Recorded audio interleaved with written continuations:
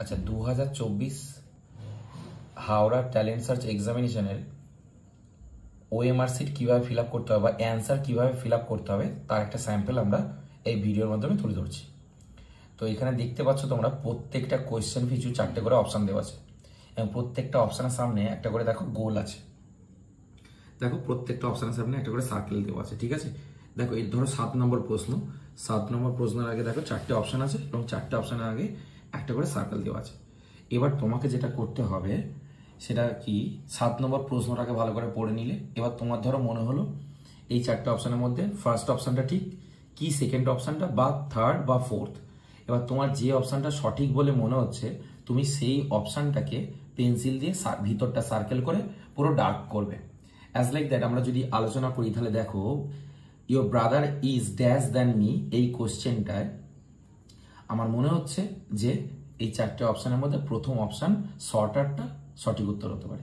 তাহলে আমি কি করব, পেন্সিল দিয়ে শর্টারটাকে পুরো ব্ল্যাঙ্ক করবো। দেখো কিভাবে করছি।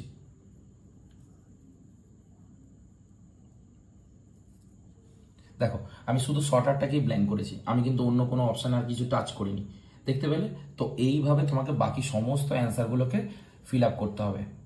বুঝতে পারছো নিশ্চয়ই সবাই? এবার ধরো কিভাবে তুমি অ্যান্সার দিতে পারবে না সেরকম একটা দুটো দেখাই।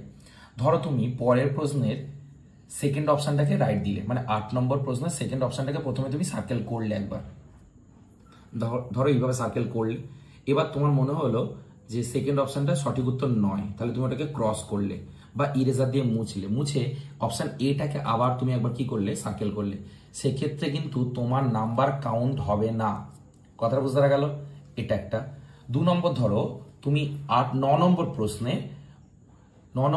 অপশন সি, 9 নম্বর প্রশ্নে অপশন সিটাকে তুমি অর্ধেক ব্ল্যাক করলে, সম্পূর্ণভাবে ভালো করে ব্ল্যাক করলে না, সেক্ষেত্রেও কিন্তু নাম্বার কাউন্ট হবে না। ওকে, তাহলে বুঝতে পেরেছো? 4টে অপশনের মধ্যে যে অপশনটা তোমার সঠিক মনে হচ্ছে তুমি প্রপারলি সেটাকে ডার্ক করবে। তুমি দুটো উত্তর একসাথে দিতে পারবে না বা কোনোটাকে মুছে বা ক্রস করে অন্য অ্যান্সার দিতে পারবে না। ওকে, তোমাকে এইভাবে বাকি সমস্ত 100টা প্রশ্নের প্রত্যেকটারই অপশন দেওয়া থাকবে, তোমাকে সেগুলোকে কি করতে হবে, একটা একটা করে যেটা সঠিক উত্তর মনে হবে সেটাকে তোমাকে ফিল আপ করতে হবে। ওকে।